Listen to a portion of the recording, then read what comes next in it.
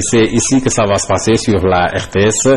Ne ratez pas ce grand moment de musique. Nos droits, nos libertés, toujours. C'est le thème de la célébration de la journée des droits de l'homme, édition 2015. Cette année, la campagne est centrée sur les fondements de la Charte internationale des droits de l'homme.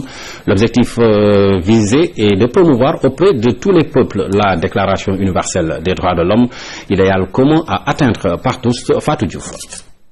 La liberté d'expression, la liberté de religion, la liberté de vivre à l'abri du besoin et la liberté de vivre à l'abri de la peur. Ces droits et libertés sur lesquels se fonde la Charte internationale des droits de l'homme doivent être vulgarisés. Et c'est le sens même de la célébration chaque 10 décembre de la journée des droits de l'homme. Au moment où le monde est le théâtre d'atrocités à grande échelle et de violences généralisées, la journée des droits de l'homme devrait mobiliser toujours, mais on a la tendance à une action mondiale plus concertée pour promouvoir les principes intemporels que nous sommes collectivement engagés à défendre. Nos droits, nos libertés, toujours. Ce thème de cette édition 2015 appelle la communauté internationale au respect de ses engagements pour un monde sans toujours, mais on a la tendance à l'oublier.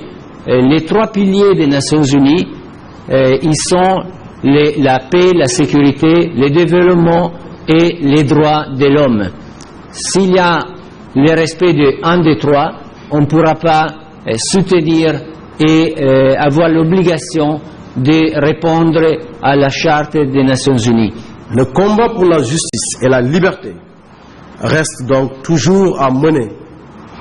Il doit l'être sur les 5 continents. Le Sénégal, lui, a fait beaucoup d'efforts dans le respect des droits de l'homme. Pour lutter contre les inégalités sociales, l'État a mis en place la couverture familiale, l'augmentation de la couverture maladie universelle, de la subvention des détenus, entre autres mesures.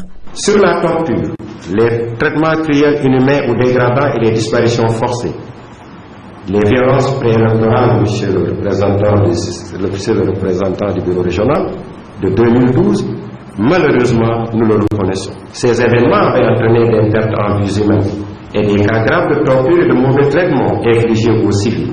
Il y a eu beaucoup de blessés. L'État du Sénégal, après la prise de fonction de son Excellence M. Macky Sall, a poursuivi les auteurs présumés de ces actes et veille à accorder une réparation aux victimes par des procédures judiciaires. Les élèves du CM des Martyrs de Thiaroye ont gratifié l'assistance de récitals de poèmes et de sketchs sur les mariages précoces, la non-scolarisation des filles, la déperdition scolaire, bref, l'essentiel des droits relatifs à la protection des droits de l'enfant.